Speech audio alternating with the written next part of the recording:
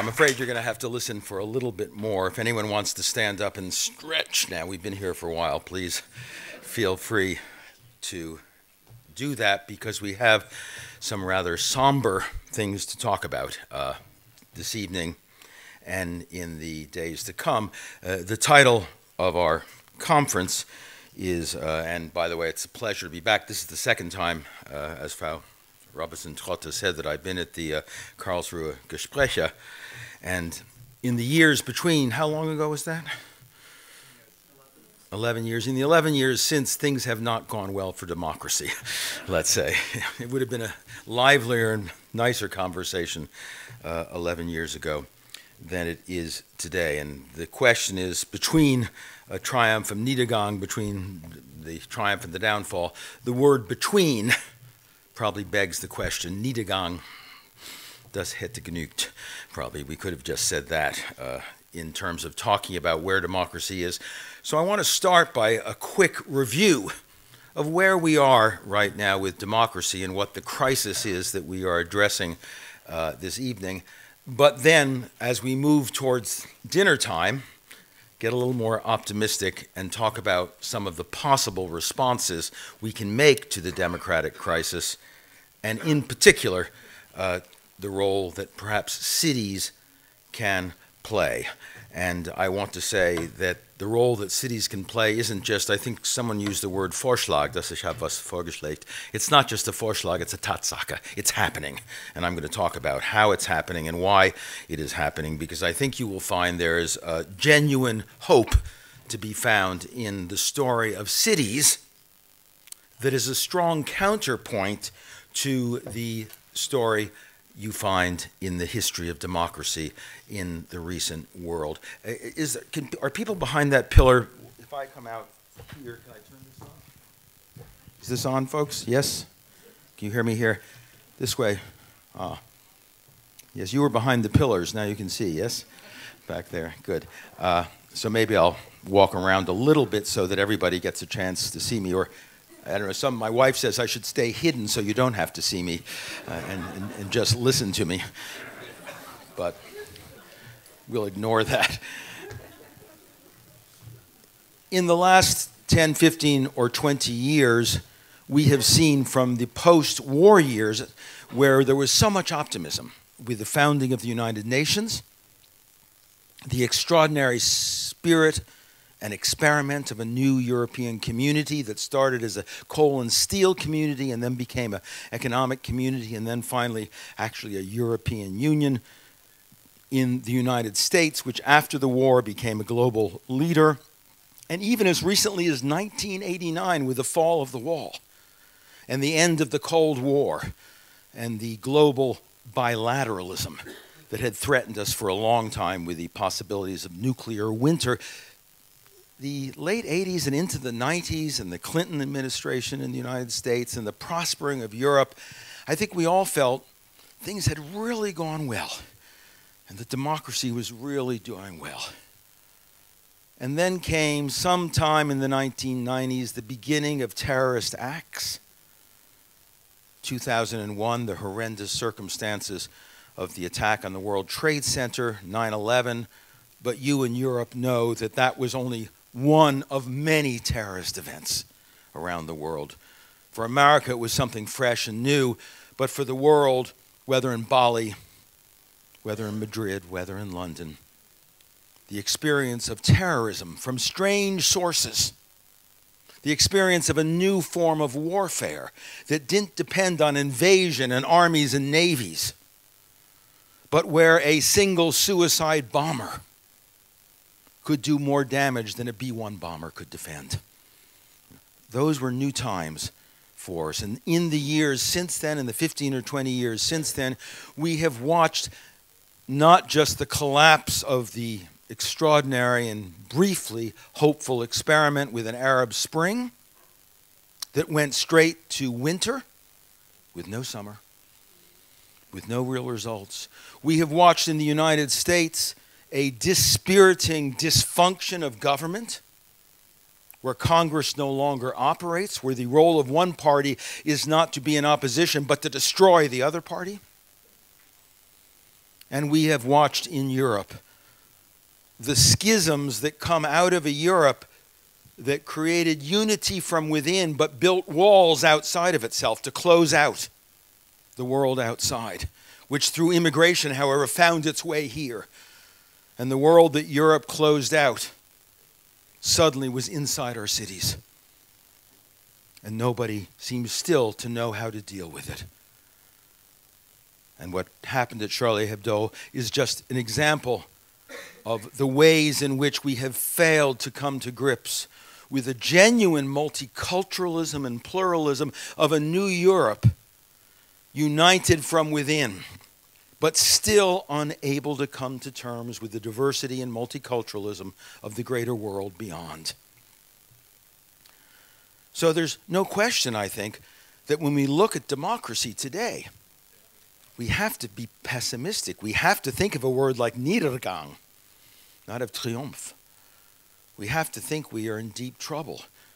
And people of my generation, and some of you in the audience who are older, still remember the great days. But when you talk to young people, when you talk to people who are 10, 20, 30 years younger than us, people in their 20s and 30s, who no longer participate in politics because they are cynical, who no longer think of careers in public service because they think the private sector and making money is the only thing that has any value. Not because they're greedy, because many of them were public-spirited, but because they think a career in the public sector and in civil society is a waste of time and will achieve nothing.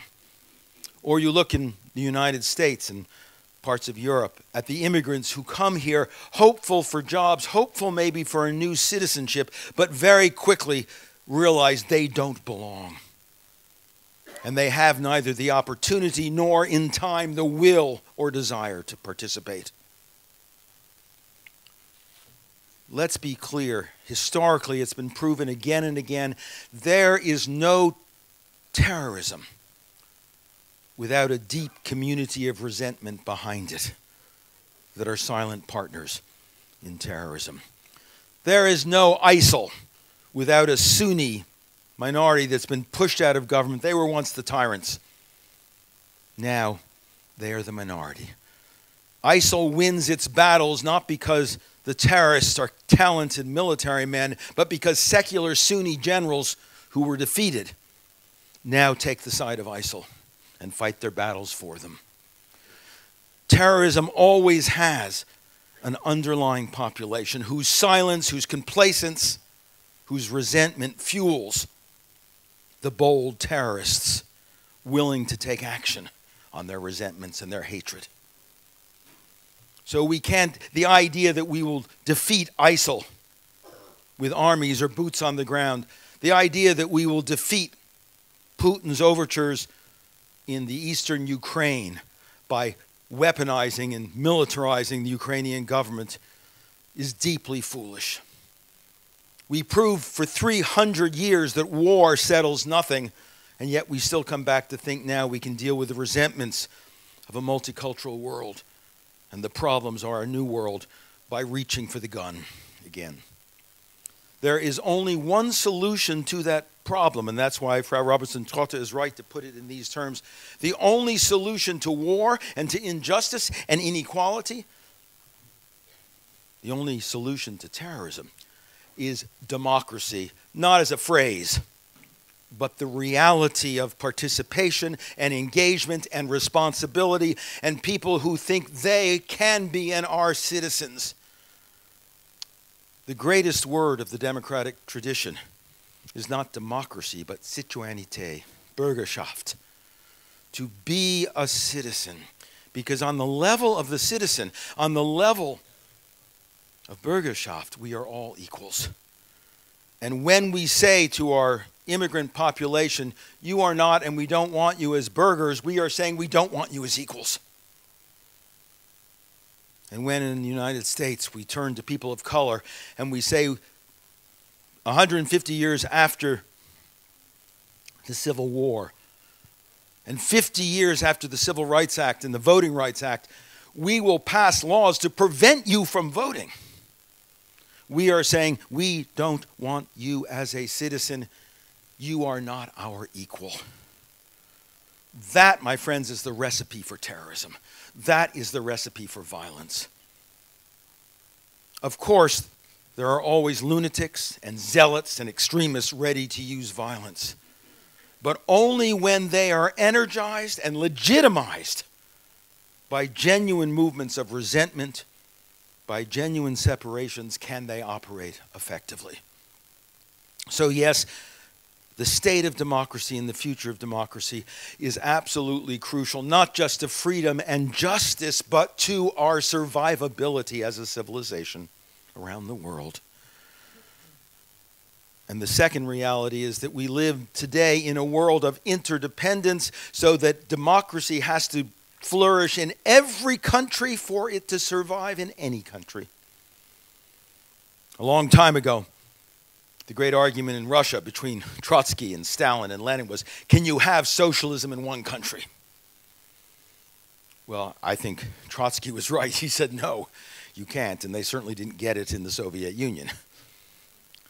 But the larger question is, can you have democracy in one country only, or 5 countries, or in Europe and America and not elsewhere, or in part of a country but not the rest of the country? And the answer is no. We have democracy in an interdependent world everywhere, or we have it nowhere. So the struggle for democracy is not the struggle of Baden-Württemberg, or the struggle of Germany or Europe. It's a global struggle. And the people who know it are the outsiders, the ones who are not included. And that's why they come to remind us with their resentment, their hatred, their violence, to remind us that it will succeed everywhere or democracy will survive nowhere. So we do have a tremendous problem afflicting us. And now let me, before I come to the optimistic part, add one more really sad fact. And that is that the home of democracy, the institution that forged democracy, and for 300 or 400 years allowed it to develop, was the nation state, l'État-nation. And the nation state and the social contract and the sovereign republic were all ideas under which democracy flourished and grew. And for 300 or 400 years, it did pretty well, because the premise of sovereign state democracy that was within each nation state, the jurisdiction of a democratic government could deal with everything: disease, transportation, the economy, everything really but war and peace. A German health system could deal, a German welfare system could deal with German problems. Bismarck created it. An American social security system could deal with American social security. Not so long ago, right after World War II, when I was growing up, America was still an island continent, separated from the world. And all the wars we fought, we came over and then we went home. Back into our isolation, back into ourselves. When I was growing up in Manhattan in the 1940s, my mother used to say, don't go to New Jersey, there's a virus over there. You might get sick. I don't worry. I still live in Manhattan. I don't worry about the New Jersey virus anymore. I worry about HIV. I worry about Hong Kong flu. I worry about Mexican pig virus. I worry about Ebola. We all do. There is no such thing as a local disease, and there can't be any such thing as a local or provincial or regional or national public health system. We will either have global public health, or every nation, every city will be at risk. That's the meaning of interdependence. My first car in the 1950s was a good old American car, a Chevrolet, built in America by American workers from American parts. Today, I'm not ashamed to say I drive a BMW X3, but let me tell you why. The BMW X3 is made in South Carolina by American workers from 65% American parts. The Chevrolet is made in Mexico from 70% foreign parts. Which is the American car? In an interdependent world, we can't talk about American and French and English and German cars, because the economy crosses borders. Interdependence means we have global markets in commodities, in goods, in financial capital. The financial crisis began in a London bank, in an American bank, and within 2 or 3 weeks it was global. Because you cannot limit the banking system to one country. The banking system is global. Today, immigrants around the world, over 500 million immigrants, move from country to country to country, following the 21st century logic of economic interdependence. When it comes to jobs, there are no borders. And we try to contain them with 18th century legal political systems that have borders and say, you can't come here, you're illegal. But they're here. They're looking for the jobs. 12 million Americans, in quotes, are actually illegal immigrants. They're looking for jobs. And it's not just Mexicans who come to the United States, it's Guatemalans who go into Mexico looking for jobs. It's not just people coming out of Spain or the eastern zones into Europe, it's people coming out of Morocco into Spain and out of sub-Saharan Africa into Morocco. These movements are global because it's a global interdependent economy. So here's the problem with the great nation state in which democracy is contained. The nation state was built for a world of distinct, independent jurisdictions, monocultural peoples living in their own territories, minding their own businesses, except every 50 or 60 years when they slaughtered each other for a while across borders. But then they went back inside their borders. But today, in an interdependent, global world without borders in the economy and technology, in global warming, I don't think there's any Karlsruher warming, is there? Or Baden-Württemberg warming, or German warming, or European. It's global warming. Environment is a global problem. So in every single domain, the problems and challenges are global and interdependent and cross-border, and we still respond to them with 17th century bordered, territorial, sovereign nation states that do fine inside their own borders, but don't do very well when they have to deal with one another, as we've learned in the United Nations and the IMF and the other organizations that reflect all of the divisions that nations have with one another. How can democracy survive if it is locked up in the box? If it is locked up, Herr Bürgermeister, I know you need to leave, and I want to just say, go ahead and why don't you leave so you don't have to feel embarrassed about it. It was a pleasure to see you, and I hoffe, dass wir vielleicht an der Zeit mehr besprechen können. Aber bitte.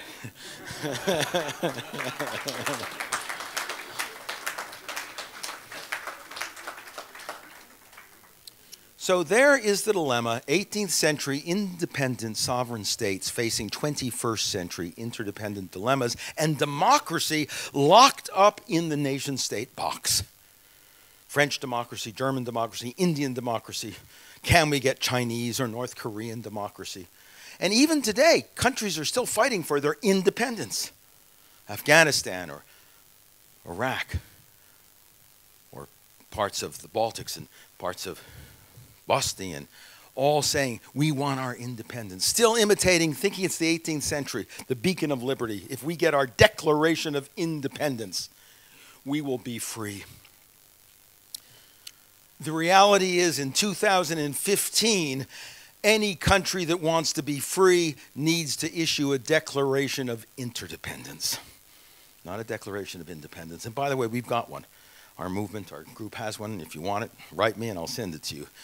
We've actually got a Declaration of Interdependence that makes clear if you want justice, equality, sustainability, peace, if you want any of those things, it's not the way it was in the 18th century. Get your sovereignty, get your independence. It's follow the path of interdependence. But how do you do that with primary institutions that we all study in political science and we all belong to as citizens, nation states, which are more and more dysfunctional, not because there's something wrong with them, but because they've outlived the era of territorial jurisdictions.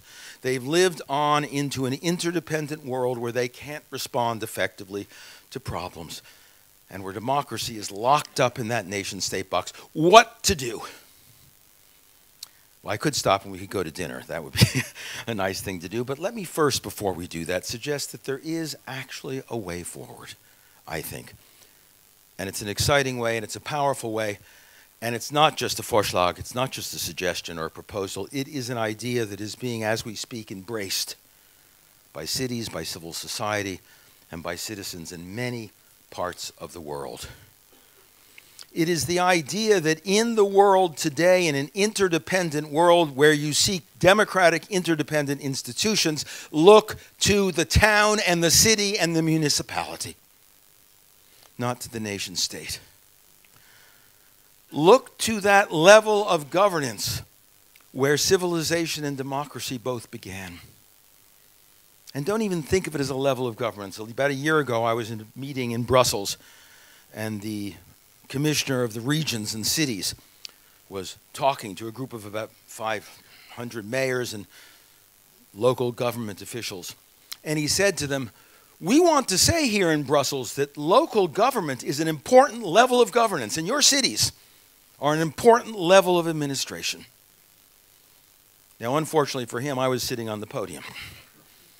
And I said, "Excuse me, Commissioner Hahn, the city is not a level of organization, a level of administration. Maybe the region is. Maybe the nation state is an invention of the 16th century. But cities are the quintessential human community. Cities are the uralte Gemeinschaft. They define our community being. Aristotle said human beings are political animals. He meant they live in cities, they live in towns, they live in the polis. We are deeply social, and our first socialization is to draw us together into towns, into municipalities, into cities. Cities are where we are born, grow up, are educated, where we get our first jobs, where we're married, we have children, we work, we play, we pray, we get old and we die. In towns and cities.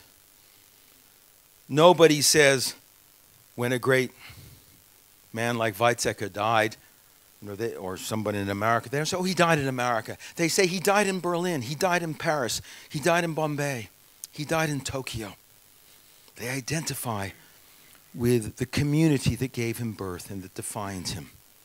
And all of us say, the way Gertrude Stein used to, the American poet Gertrude Stein used to say, "My country is the United States, my home is Paris."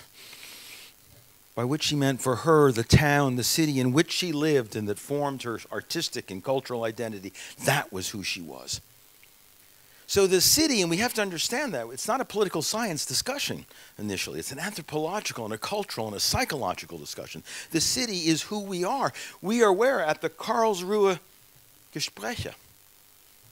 We're not in the Baden-Württemberg Gespräche, the Deutsche Gespräche, the Europäische Gespräche. We could be, but we're not. And things like this, and you're a community, a group, some of you probably are from the surroundings, but I imagine most of you, think of yourselves as, "Ich bin doch from Karlsruhe. Nicht Mannheim. Nicht Heidelberg. Karlsruhe." And that's important to who you are and your identity and your children and so on. That's not to say there aren't many other things that define you. But cities, municipalities are our communities. I love the word neighborhood, Nachbarschaft. Because we all come from a neighborhood, and cities are made up of neighborhoods. And we think of ourselves as neighbors. The reason I believe mayors are so different from national politicians is that they start out as neighbors. They're your neighbors who then come to govern for a while with their other neighbors in the city council and in the ward and in the civic association and the block association. Mayors belong to the city in a way that national presidents and prime ministers can't and don't. They are a different kind of politician. And that means, too, that mayors are pragmatists. It's not that they govern so well, it's they have to govern well. De Blasio came to New York last year with a big agenda, and then there were 3 snowstorms. And he realized what his first job was, which was to plow the streets. And we might say, "Oh, but that's not very noble. That's, democracy is for high things." No, democracy is about plowing the streets and making hospitals where we can go when we're sick and having schools to educate our children and making sure that everybody has jobs and having a police force that doesn't brutalize the population but protects them. That's what cities do, and that's what mayors do, and that's why they are different. I said in my book, mayors are, it's a nice American phrase, mayors are homies, homeboys, and homegirls. They're from the neighborhood. They're of the neighborhood. They belong to the city. Cory Booker, who's now, unfortunately for him, a U.S. Senator from New Jersey, was for many years the mayor of Newark. Twice on his way to work in his own car, he got out. One case he stopped a mugging. In the other case, he went into a building and pulled out a couple of people who had been overcome by smoke. Not because he was a courageous public official, but because he was their neighbor. And a lot of people said, that's great, but I would have done it too, and they would have, because neighbors do that all the time. But imagine Angela Merkel, or imagine David Cameron, or imagine President Obama being allowed by their Secret Service details to get out of their car and go into a burning building to save somebody. Das wird nicht erlaubt. And for good reasons, I understand that. In recent years, I've been traveling around and meeting with mayors. In earlier years, I met with presidents. I worked with President Clinton for many years. Whenever I saw President Clinton, it took about a half hour to get in to see him. I needed about 12 forms of identification that had to be checked. I was patted down 3 times, and while I was meeting with him around the room, even in the White House, there would be security people. I know you wouldn't know that from what's happened recently in the White House, but that's just that they're not very efficient. But the reality is, with great presidents and prime ministers, there's a lot of security. The mayor just left. Did anyone see his security detail on the way out? Because I didn't. And we all got in here without going through a metal detector. Because with mayors, they're your neighbor. And nobody thinks about the risk. Occasionally, there are risks, but in fact, you don't think about that because the mayor's level is a different level of government. And for that reason today, and I just described a very dispiriting and pessimistic world in which we don't really believe in democracy, and most people don't trust their national governments.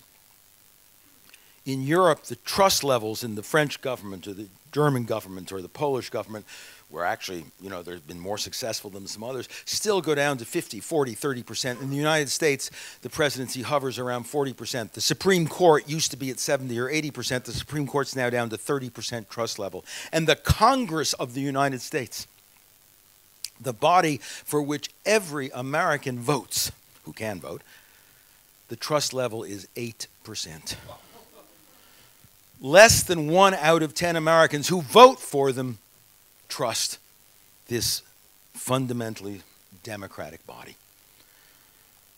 And with trust levels like that, democracy is in deep trouble because trust is the currency of democracy. It's how it works. But now ask in the United States or around the world, what about the mayor? What about the district councilor? What about the Stadtrat? The numbers go up to 65, 70, 75, and even 80% trust levels, even in countries where people are cynical about government. People still trust local government, municipal government. There's a reason why when Alexis de Tocqueville went to America, young America in the 1830s, and started visiting, he first was going to visit the prisons, and then he decided he would rather visit government and do a book on democracy. He started in Washington and started to visit some of the capitals, and then he realized he was on the wrong track. And he started visiting American towns and cities. And that whole book and his whole experience in America is around towns and cities. And at the end of that, he wrote what to me is the most important sentence in democracy in America. The sentence is, liberty is local. Liberty is municipal. It starts from the bottom. It starts with ordinary citizens in their towns and communities and works up. When you have it down here, you can have it up here. If you don't have it down there, forget about it up there. Our problem with the Arab Spring, our problem with Cairo, our problem with Tehran, our problem in Baghdad is that we think, you want democracy? Import the Bill of Rights. FedEx in a bipolar political system. Get yourself a parliament. Have an election, and everybody's got a purple finger because they voted. Purple fingers do not constitute citizens. And only citizens can vote. Because if private persons full of hate, prejudice, ignorance vote, you don't get democracy, you get mob rule. Democracies are built bottom up, and they take time. They take a long time. Switzerland's been going for 700 years, and only 50 or 60 years ago did women get the vote. The United States had its first 80 years as a republic of slavery. But we come into, in the West, we come into Baghdad with our tanks. And the optimists say, we can do this in 6 months. And the pessimists say, no, it's going to take 2 years to get democracy here. In countries where it took hundreds of years and where we're still working at it.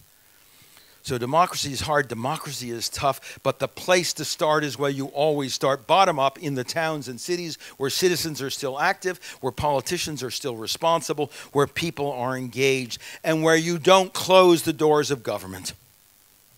This weekend, there is a chance that once again, for the third time in 3 years, the United States government will close its doors. Will basically freeze government, stop paying. In this case, because of an argument over Obamacare that gets confused with national security bills and tax bills. And it happened twice before. For a week, the United States closed its doors, no government. Well, the first interesting thing is nobody noticed. But the second thing is, of course, it was possible because federal, national governments are remote from everyday life. You could probably close the Bundesregierung here for a while. Some people even say that would be an improvement. But close Karlsruher, close Mannheim, close Frankfurt, close Munich. What, no police, no fire, no hospitals, no public schools, no sanitation service, no garbage collection, no one to plow the roads when it's... You can't do that. You can't close a city. They've never closed, not in the Middle Ages. During siege and plague were cities closed. They stayed open. They have to be. It's where we live. Government's an everyday necessity. So governments of cities are a lesson in why we have government. Not to wage an ideological war about 19th century ideology, capitalists and proletariats, but to undertake the everyday functions that allow us to lead our lives and to have jobs and to raise children.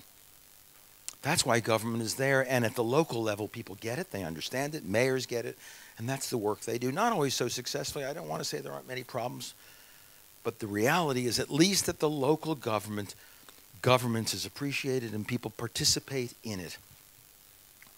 All the Tea Party folks in America who want to close down big government and oppose Washington are involved in their own town and municipal governments. Nobody goes to Louisville and says, let's close big government here. Because in Louisville, you need little government. You need the government that's there. And that's true everywhere. We can't do without it. So cities, once again, raise the hope that democracy can work, that participation can work, because also the scale of cities mean you can have participation. Many of you know the term participatory budgeting that comes out of Latin America, where cities are saying to their citizens, you're right, the big thing is how you spend the money. And we get it from you, and you have a right to participate. So we'll put aside 5%, 10% of the budget. You decide. That does two things. It empowers citizens to really do government, but it also makes them appreciate how tough it is to make wise decisions. It's one thing when city government makes a park instead of a hospital, or the other way around. It's another thing when you say to the citizen, you decide. You want a park or a hospital? And if you don't decide, you get neither. That's the hard stuff of politics. And at the local level, you can engage citizens in that work. So participation, and they have the same with participatory zoning, you know, making decisions about where you have shops or where you have big businesses. So cities work, and they work democratically in a way they don't anywhere else. So we have an opening to a new world of democracy through cities. But, and this will be my final part of the talk, but there is a problem. After all, why did we move from an ancient world dominated by cities to a world in the early modern period of states and empires and large monarchies? Because the scale of our societies, the scale of territory, the scale of our population made cities insufficient to the growing scale. The nation state was an answer to the failure of medieval and early modern cities to deal appropriately with governance. Because back in the 14th and 15th century, in fact in Italy and Holland and here in Germany, there were many city-states and principalities that did the hard lifting of government. But as the scale of things grew, the scale of the economy grew, and this new idea of a folk, a nation, a genre, became current, the scale was such that we said cities just can't do it anymore. Direct democracy, which worked so well in cities, can't work where you have 500,000, 1 million, 4 million, 10 million people. And so we looked for a substitute, and the substitute was the nation state. And it was a great one because it, through representation and federalism, allowed democracy to survive into an era of big scale. So to take my point, how can I now say, in a global world where states are insufficiently expansive and large to encompass the global problems, let's go back to the city? I'm going the wrong way. I'm going backwards, not forward. I'm going down. Don't we need to go up to the global level, which is where the problems are? Don't we have to have interdependent institutions? The answer is yes, but paradoxically, and several people have talked about paradox here, cities, paradoxically, it is cities, not states, that are more interdependent. Cities, not states, that are capable of cooperation and collaboration across borders. Cities, not states, that can flourish together and work together and play together. Simple experiment, think in your mind, Germany gets bigger, what happens to Poland? It gets smaller, right? But Berlin and Warsaw can both flourish. They're not in that kind of a territorial competition. States are right up against one another. Territory means, and that's been the history of the nation state, every time there's conflict, there's war. And every time one nation grows, another nation gets smaller. But with cities, that's never been true. Cities, though they started with walls, are actually defined by bridges, by transaction, by interaction. Cities are transactional. 90% of the world's cities are actually built on water. Rivers, lakes, seas, oceans. Why? Because they're all about trade and cultural interaction and people's movement and mobility. States are all about static, putting up borders, putting up walls, protecting themselves from others. States are monocultural. The French nation, the Italian nation, the Japanese nation, the Russian nation. Cities from the beginning have been multicultural. Defined not by nationality and ethnicity, but by common citizenship, citoyenneté.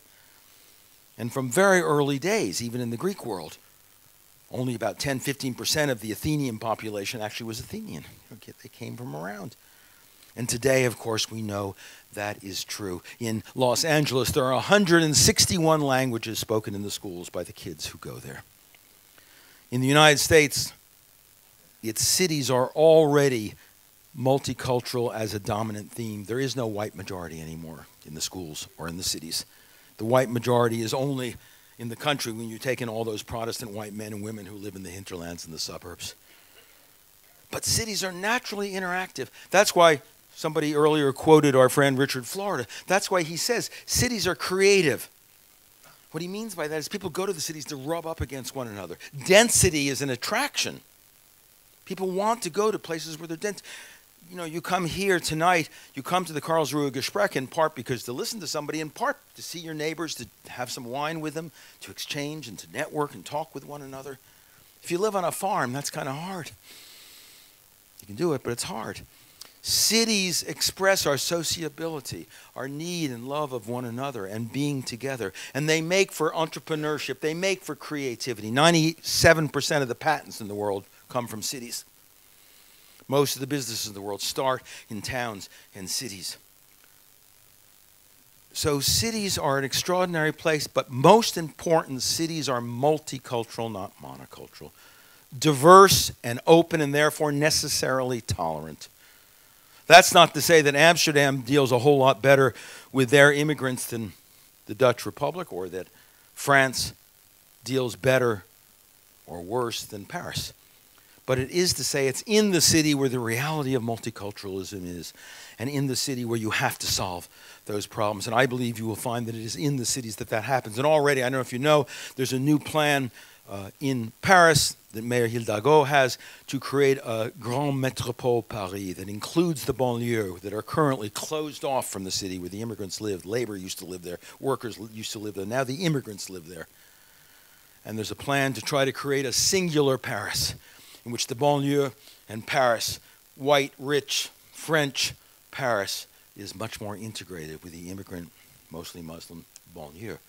Understanding that that's a problem you have to solve inside of Paris. It's not a French problem or European problem.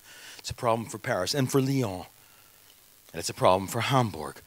where Mayor Schultz recently said, I am sick of living in a city where there are more than 100,000 immigrants without a Schengen visa. They're here, they drive, they have jobs, their kids go to school, they use the hospitals, but they're invisible. They don't exist. Not anymore. He said, I will create an urban visa system and invite every immigrant, legal or not, to come and register, and they will be at least citizens of Hamburg, even if they're not citizens of Germany or Europe. Mayor de Blasio in New York is doing the same thing. Urban IDs for all those illegal immigrants who are there, saying you may be illegal with respect to the national government, but you are a citizen here. So cities are experimenting in how to make multiculturalism work, how to make tolerance an operating principle and not an abstract ideal. How to actually work together. And increasingly, cities are also doing this not just one by one, but doing it together. The discovery I made when I started working on this book was, because I was thinking, wouldn't it be great if cities worked together more? And I started looking around, and you mentioned some of these in your introduction. Cities already are. The original subtitle of my book is If Mayors Rule the World, Why They Should, and How They Already Do. Because Professor Robertson Trotta mentioned the number, ICLE, the Environmental Issues Group, UCLG, an organization, United Cities and Local Government, that goes back to World War I, and then before that there were two 19th century leagues of cities that came together to create it. And there are many others she didn't mention. CityNet, an Asian network. City Protocol, something in Barcelona and Cisco Systems that allows cities to share best practices together. Energy cities here in Europe. Mayor Würzner, just down the road in Heidelberg, was just reelected again for a 5-year term to be the head of Energy Cities, which is also a branch of ICLE, the Environmental Issues Group. So it's not we have to go out and invent city collaboration. Cities have been together for a long time. I needn't mention to you here in Germany the Hansa League, which in the 10th century allowed cities all up and down from England and the Netherlands up into Russia to collaborate and work together. And 15 years ago, it was just reestablished, and the Hansa is alive again and working. I was in Gdansk recently with Mayor Adamovich, and he'll tell you it's a key part of what he does, and it has nothing to do with Poland or Germany or Finland or Denmark. It has to do with cities working together to cooperate, because that's what they do well. So I want to suggest not that just that cities work, that they are democratic, that they still have trust, that they are able to solve a lot of the problems that nations find it hard to solve, but that they work together and collaborate across borders better than any other institution I know. They always have, back in the Mediterranean League of Cities in the 2nd century, 3rd century BC, and today in the organizations I've mentioned. But here's what's missing. What's missing is a keystone in the arch of intercity associations. The associations we know of are siloed, one domain, climate, security, transportation, deep port problems. There is no global association that covers all things. And the one that there is, the UCLG, has no political power or political aspirations. What's missing right now in the global associations of cities is the key thing that makes democracy and liberty possible: power. What's the chief problem for political science? Not liberty and equality, those things we want and so on, but the chief question is, how do we use power to get them?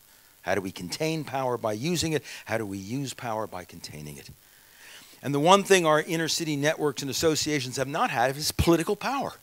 The power actually to make decisions and act. And the Global Parliament of Mayors that I proposed at the end of my book is a device, a new institution, really a global governance revolution that will allow cities to make decisions together, to take on hard issues, to pass laws together, not to hand down as a command to everybody else, but to say, this is what all of the cities in the parliament will do together. And when they do it, more than half of the world will be doing it. 3/4 of the world in Europe and America and Latin America, where so many people are in cities.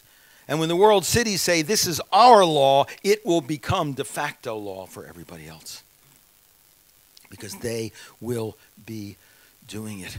We need then a global parliament of mayors with political edge, concerned not just to exchange practices, but to agree upon and enforce practices. Global warming, we've known, has been an issue for 25 years. The UN project of COPs has been working year after year. Every year, a couple of hundred nations come together and agree that they can't do anything because of their sovereignty, and they go home. And fewer countries now subscribe to the Kyoto Protocol than did when it was first announced a long time ago. And next year in Paris, at the end of this year, we will have a chance to see the 21st meeting of the COPs, the Committee of the Parties, to see if they can do anything. Cities are tired of waiting, and the people who live in cities, many of them on coastlines, watching the surges and storm surges come in, are saying, enough. It's time for us to act.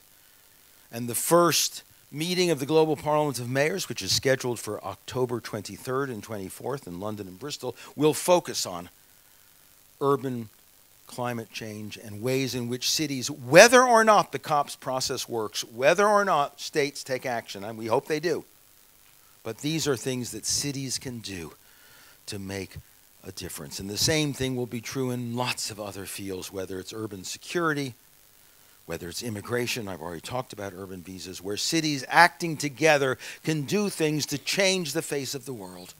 Because it turns out the problems of the world are the problems of the city, whether it's warming or immigration or unruly inegalitarian markets or so-called illegal labor. Those are all our big global problems, and they are urban problems. And when mayors come together and face the music and start talking about it, they can begin to deal with those problems. Will there be problems? Yes. Will there be competition? Of course. Will there be disagreements? Naturally. Will there be corruption? Are we alive? Are we human? Do we breathe? Of course there will. But there will be a sense of possibility and progress, and it will be democratic, and citizens will be involved because, as the mayor here said, he can't move without citizens working, and the hard divisions between private and public, between the state and the market, will be softened because inside of cities, markets have to work with the city. Businessmen have to work with the mayor. Civil society has to work with business. You get partnerships. They work in cities. So I don't bring you this evening a dream, an aspiration, or a Vorschlag. Wouldn't it be nice if?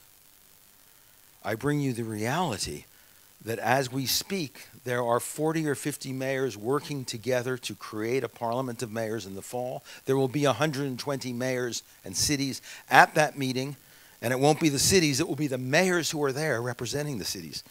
Because so many of these inner city organizations, they send deputies, they send middle managers. It'll be the mayors who are there. And we will work to create a virtual platform that allows mayors to continue to participate without having to always leave home. The mayor here said, I don't have time to govern Karlsruher. How am I supposed to govern the world? But what he will find is that if he helps govern the world, governing Karlsruhe will be easier, and we will make it possible for him to do that without leaving Karlsruhe through a virtual platform. So he'll go in his office and look at a screen and talk to several hundred mayors in other places and deliberate and talk together. And again, this is not a pipe dream. We are talking with Cisco Systems, we're talking with Ericsson about such a platform. That too is underway. So having started out with such a grim message about the state of democracy and the Niedergang that we seem to face, I don't want to go all the way back and say we have the possibility of a triumph. But we do have the possibility of survival, the survival of democracy. We have the possibility of sustainability, dealing with climate change. We have the possibility of peace and justice, dealing with inequality. By working through cities, and not just the mayors, but the citizens and the civil society groups and the private sector businesses that are the constituents of a living city. And if we empower our living cities to work together globally, then I think we re-inspire the hope of the young and the immigrants and the excluded in the possibilities of democracy. We say maybe Egypt can't do it, but Cairo can. Maybe Iraq won't work as a nation for a very long time, but Mosul and Baghdad can. We say in Palestine, maybe Israel and the Palestinians are going to remain locked in a horrible conflict, but maybe Haifa and Ramallah can work together.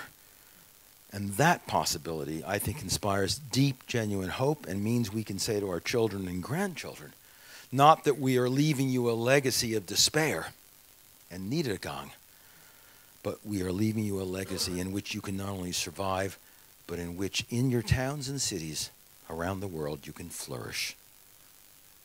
Thank you very much.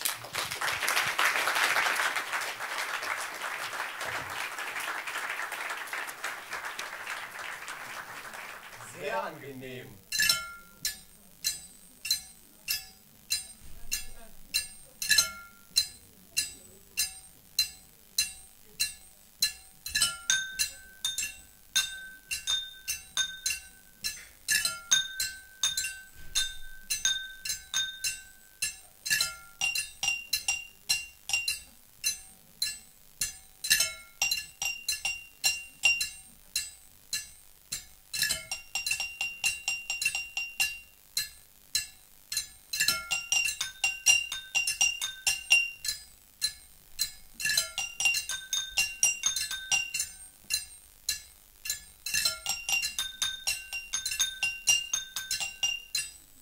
Sehr angenehm, mein Name ist Jonas.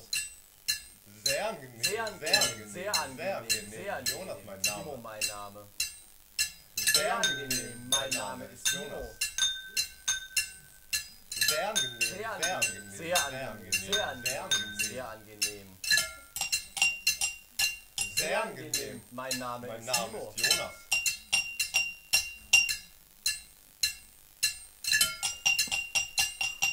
Sehr angenehm, Sehr angenehm, sehr angenehm.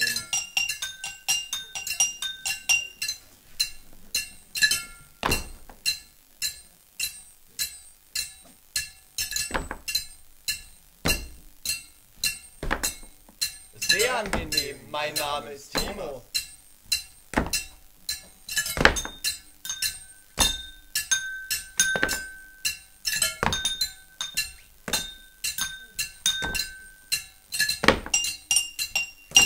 Sehr angenehm. Sehr angenehm.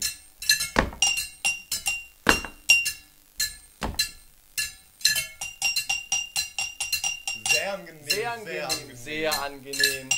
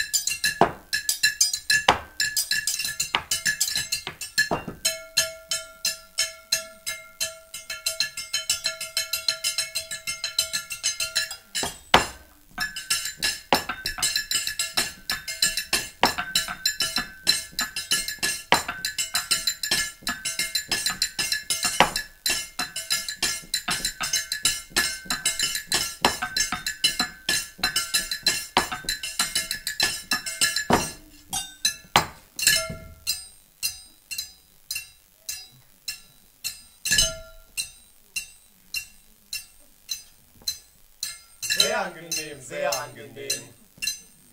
Sehr angenehm, Sehr angenehm, sehr angenehm, sehr angenehm, sehr angenehm.